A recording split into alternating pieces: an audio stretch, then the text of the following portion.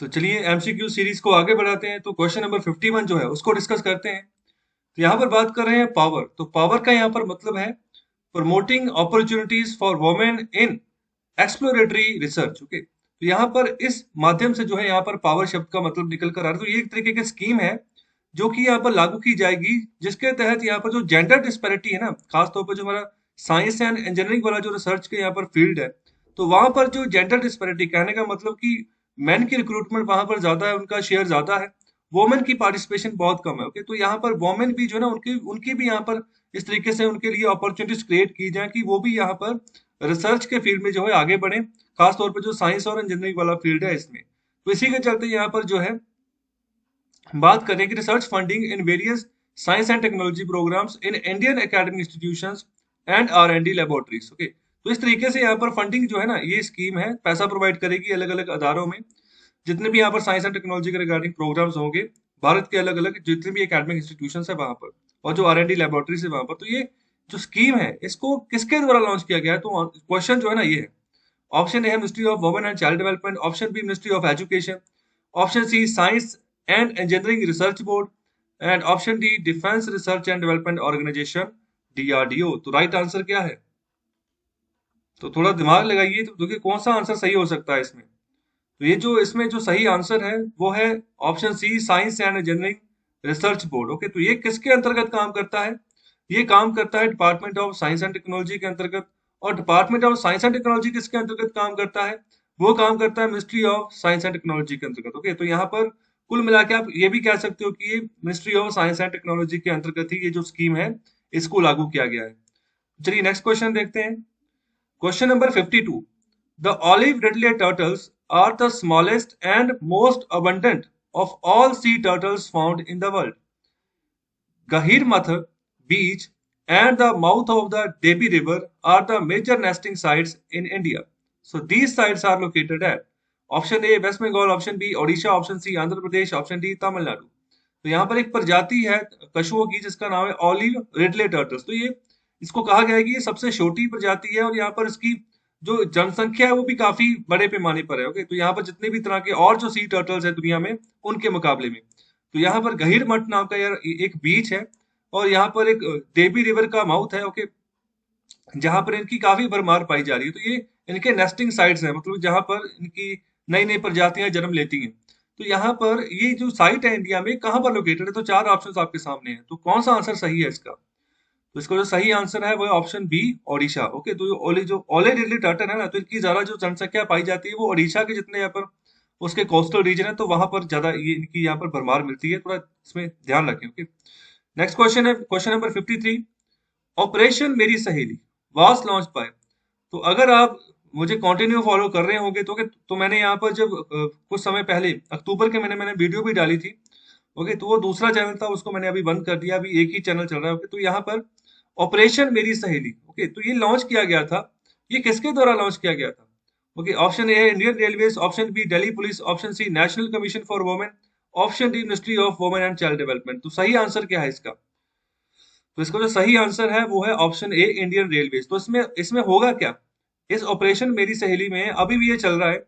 अभी ऐसा है कि जैसे कोई भी ट्रेन सपोज करो किसी प्लेटफॉर्म से निकली है। ओके, तो उस प्लेटफॉर्म से निकली है तो वहां पर जितनी भी जो भी रेलवे पुलिस होगी वो जाके पहले ना जितनी भी ट्रेन होगी उनमें जाके इंस्पेक्शन करेंगे। जितनी भी वोमेन होंगी रैंडमली उससे यहाँ पर पूछताछ की जाएगी कि आपका सफर कैसा है, अभी आप जाने वाली हो तो आपके साथ कौन कौन है, और यहाँ पर कहाँ तक का आप रूट जो ट्रेवल करोगे। फिर जाकर सपोज करो 4-5 स्टेशन के बाद वो कहीं और ट्रेन रुकती है, तो फिर वो यहाँ पर जो है जो वहां पर लोकल पुलिस होगी ना, वो लोकल पुलिस भी वहां पर आएगी और पूछेगी, पूछताछ करेगी। और जो रेलवे पुलिस होगी उसके यहाँ पर जो लेडीज कांस्टेबल्स होगी वो भी आकर पूछताछ करेंगे, पूछेंगे कि आपको कोई परेशानी वगैरह तो नहीं हुई। ओके, तो यहाँ पर एक सहेली के तौर पर जो है ना पुलिस को प्रोवाइड किया गया है, जो वुमेन यहाँ पर जो ट्रेवलर्स हैं उनको। तो इसके चलते यहाँ पर ये ऑपरेशन मेरी सहेली लॉन्च किया गया है भारतीय रेलवे के द्वारा। और आगे है क्वेश्चन नंबर 54। तो यहाँ पर बात कर रहे हैं national productivity council has been granted accreditation confirming is ISO 17020/2012 by national accreditation board. तो इनको यहाँ पर एक एक्रेडिटेशन मिला हुआ है, तो ये नंबर है। ओके, एक्रेडिटेशन नंबर है। तो यहाँ पर किसके द्वारा दिया गया है? National accreditation board for certification के द्वारा। ओके, तो तो यहाँ पर ये किसके अंतर्गत काम करता है? ये काम करता है क्वालिटी काउंसिल ऑफ इंडिया के तहत। तो यहाँ पर इसका काम क्या है? ओके, जो नेशनल प्रोडक्टिविटी काउंसिल है, तो यहाँ पर इसका काम है कि यहाँ पर इंस्पेक्शन करने, ऑडिट वर्क करने, किस एरिया में? फूड सेफ्टी के रिगार्डिंग। ओके, तो फूड सेफ्टी ऑडिट करनी है। इसके अलावा जो साइंटिफिक स्टोरेज है ना एग्रीकल्चर प्रोडक्ट्स की, तो इसके बारे में यहाँ पर ध्यान रखना है। तो ये काम है नेशनल प्रोडक्टिविटी काउंसिल का। और इसको अभी स्टेब्लिश किसके द्वारा किया गया है? तो क्वेश्चन ये है। ऑप्शन ए है ministry of agriculture, option B ministry of food processing and industries, option C ministry of heavy industries and option D ministry of commerce and industry. तो बताइए जो सही आंसर है कौन सा है? क्या ये चारों में से कौन सा मंत्रालय है जिसके तहत ये नेशनल प्रोडक्टिविटी काउंसिल जो है काम करता है? तो इसका जो सही आंसर है, ये हो सकता है कि एग्रीकल्चर हो, फूड प्रोसेसिंग हो, ओके, लेकिन ये नहीं है। जो सही आंसर है वो है option D ministry of commerce and industry. और आगे है question number 55, green Delhi. Okay, green Delhi launched by Delhi government recently. It will involve citizen participation and ensure timely action in the government's fight against pollution. So what is it? ये जो green Delhi है ये है क्या? Okay, ये एक तरह के यहाँ पर गवर्नमेंट, दिल्ली गवर्नमेंट के द्वारा ही यहाँ पर ये चीज लॉन्च की गई है, जिसमें कि जो आम लोग होंगे वो यहाँ पर पार्टिसिपेट करेंगे कि किस तरीके से जो पोल्यूशन है ना उसके खिलाफ जो है फाइट किया जाए, गवर्नमेंट का साथ दिया जाए। ऑप्शन ए है कोई एप्लीकेशन है, ओके, जैसे जैसे कोई सॉफ्टवेयर ऐप होती है वो है। दूसरा है यहाँ पर कंप्यूटर सॉफ्टवेयर है। तीसरा है ऑप्शन सी है वेब पोर्टल। और ऑप्शन डी है ए डिपार्टमेंट, या कि कोई ऐसा विभाग बनाया गया ग्रीन दिल्ली के नाम से जिसका यहाँ पर काम होगा कि लोगों की यहाँ पर पार्टिसिपेशन ली जाए। तो इन चारों में से कौन सा आंसर सही है? तो चारों में से जो आंसर सही है वो है ऑप्शन ए, एन ऐप। ये एक एप्लीकेशन है, ओके। ये ग्रीन दिल्ली नाम की एप्लीकेशन आप अपने मोबाइल फोन में डाउनलोड कर सकते हो। इसमें क्या करना है आपको, अगर आप दिल्ली के आसपास के या दिल्ली में रह रहे हो तो वहां पर अगर आपको लग रहा है कि आसपास कोई पोल्यूशन एक्टिविटी हो रही है, किसी भी तरीके की पोल्यूशन की एक्टिविटी हो रही है, ओके, तो उसको आप कब कब करवा सकते हो? जैसे सपोज करो कहीं पर कूड़ा वगैरह जो है ना वो फैला हुआ है, तो आप पिक्चर क्लिक करके इस ऐप पे डाल सकते हो, अपनी लोकेशन शेयर कर सकते हो। तो फिर जो है दिल्ली गवर्नमेंट जो है ना वो जो है काम करेगी उसी के रिगार्डिंग की, अगर जहां पर भी कचरा वगैरह पड़ा है, जहाँ पोल्यूशन वगैरह किसी तरीके से फैल रहा है, उसको जो है कम किया जाए। और आगे है question number 56, national programme and project management policy framework is jointly launched by. Option A NITI Aayog and quality council of India, option B ministry of statistics and programme implementation and NITI Aayog, quality council of India and ministry of statistics and programme implementation, and option D ministry of commerce and industry and quality council of India. तो चारों में से कौन सा answer सही है जिनके द्वारा जॉइंटली जो है ये एनपीएमपीएफ का जो यहाँ पर फ्रेमवर्क है इसको लॉन्च किया गया, ओके, जो कि राष्ट्रीय तौर पर जो है यहाँ पर प्रोग्राम जो है ना उसको डिजाइन करते हैं, किस तरीके से प्रोजेक्ट को मैनेजमेंट करना है, कैसे उसकी पॉलिसी होगा, इसका यहाँ पर फ्रेमवर्क की बात कर रहे हैं। तो ये किनके द्वारा लॉन्च किया गया? ये लॉन्च किया गया है ऑप्शन ए नीति आयोग और क्वालिटी काउंसिल ऑफ इंडिया के द्वारा। और आगे है क्वेश्चन नंबर 57, गिफ्ट। ओके, तो गिफ्ट सिटी के नाम से यहाँ पर बात की जा रही है, जिसका फुल फॉर्म क्या है? Gujarat international finance technology, okay, city. तो which is also known as India's first international financial services centre is located है। तो यहाँ पर भारत का पहला ये जो ना आईएफएससी सेंटर है, ओके, जिसको हम आप जैसे बैंकों में जाते हो तो आपका एक आईएफएससी कोड पड़ता है ना, तो हर एक बैंक का जो है आईएफएससी कोड थोड़ा अलग अलग रहता है। तो यहाँ पर वो आईएफएससी किसी एक बॉडी के तहत लिंक रहेगा। जैसे यहाँ पर भारत का ये पहला इंटरनेशनल फाइनेंशियल सर्विस सेंटर बनाया गया, तो ये गुजरात में बनाया गया, ओके, तो जिसको यहाँ पर नाम दे रहे हैं हम गिफ्ट सिटी का, ओके। तो ये अभी कौन से शहर में लोकेटेड है? क्वेश्चन ये है। Option A Gandhinagar, option B Surat, option C Jamnagar, option D Kevadia. देखो केवाड़िया भी काफी न्यूज में है, ओके, तो जामनगर सूरत ये भी न्यूज में है क्योंकि अभी हाल ही में म्यूनिसिपल कॉर्पोरेशन के इलेक्शंस वहां पर होकर हटे हैं गुजरात में। तो बताओ कौन सा आंसर सही है, कहां पर ये गिफ्ट सिटी लोकेटेड है? इसके रिगार्डिंग क्वेश्चन पूछे जाने के चांसेस है। तो इसका जो सही आंसर है वो है ऑप्शन ए गांधीनगर।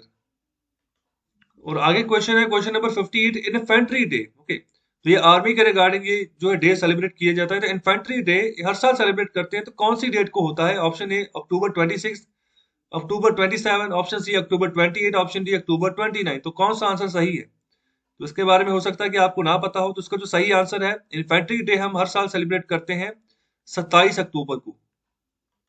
और आगे है question number 59, harpoon coastal defence system is a. तो ये क्या चीज है? Harpoon coastal defence system, okay, is a, ये क्या है? ऑप्शन ए एक एंटी शिप मिसाइल है, option B developed by McDonnell Douglas, option C sell by US to Taiwan, option D all of the above. तो इनमें चारों में से कौन सा ऑप्शन सही है?